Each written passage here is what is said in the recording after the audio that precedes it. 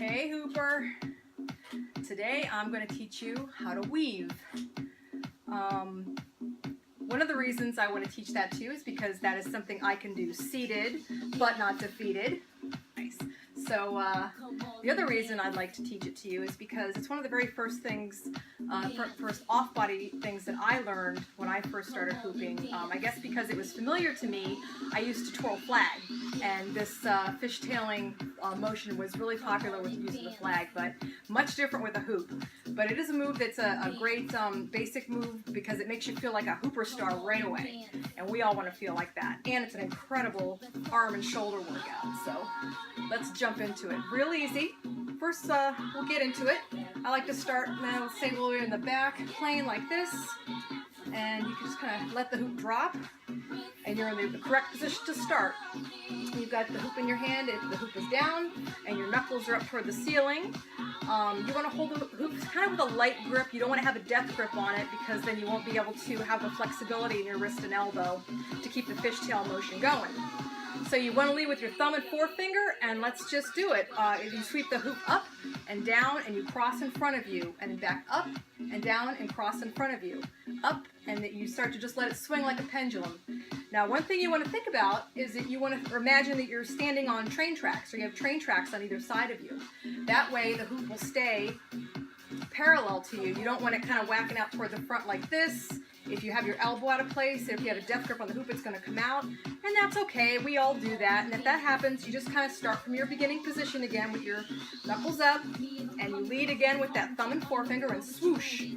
Sweep that hoop in front of you and back. You're going to think about the shape of an infinity symbol or a figure eight. You're going to just keep making the shape and keep swishing it back and forth, and eventually your muscle memory will kick in, and this will feel natural. Very easy swooping motion. I'm going to turn the side so you can see it from the side. Just back and forth, back and forth. Now what's really nice about this move is that you can get a totally even workout. It didn't matter which hand you started with. To get it to the other hand, I think the easiest way if you're first learning is to just add the other hand. When you're ready, when the hoop comes around, you can just take your second hand and you put it right on top of the hand that you started with, and now you're doing the two-handed forward weave. And once you're feeling comfortable with that and you want to take a hand away, you take away the hand you started with, and now you're hooping, weaving with your opposite hand. Hey, you guys looking like hooper stars already. Looks so natural. And then bring it back to the two-handed. All right. And then back where you started. Now we're going to get really tricky here. You got the forward weave going on, and you're pretty comfortable with that. And what I want you to do is you're going to use your other hand to break the hoop, stop its direction, and push it back going the other way. That's called backwards weave. Now it is a little trickier motion in my opinion because you're leading with the pinky now instead of thumb and forefinger, and there's like a little bit more of an elbow action going on. You have to kind of still keep your elbow relatively tucked in so that you can keep the side-to-side parallel train track motion intact. So yeah, if you happen to stop and you get all whacked out, to start the backwards weave motion, I like to have it down to my side and swoop it in front of you like this. And keep bringing it around to the front. Pinky first. Sweep, sweep, sweep, sweep. And let's stop that one and send it back forward again. Oh, you know what we forgot to do? We forgot to switch hands. So just sweep it back again. When you're feeling comfortable, you're going backwards now. Add your second hand. There it is. Oh, how's those shoulders? Starting to catch fire? Excellent. You got the gun show going on in no time. All right, when you're ready, take that hand away. And now you're going backwards with your other hand. It takes a little bit more, feels a little bit more awkward than the first hand.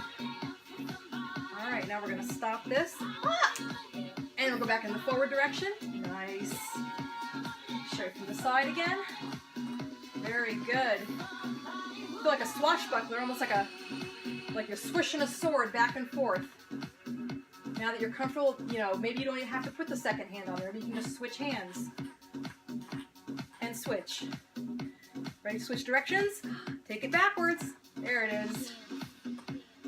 Now really tricky, switch your backward weave from hand to hand. Looking good. I'm seeing those guns already.